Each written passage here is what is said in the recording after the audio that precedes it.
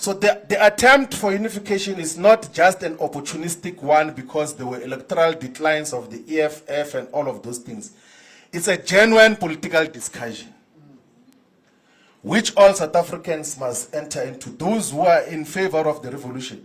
Because revolution is the content of what we're standing for. It's not just, no, if it's me, you are betraying me. You know, some people will say, you are betraying me.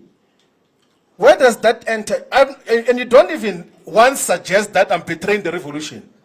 I will never betray the revolution. Because we're not in the business of trying to please each other's egos here. We're in the business of building a revolutionary movement that is going to emancipate the black majority and Africans in particular, and we're unapologetic about that. That is what we stand for.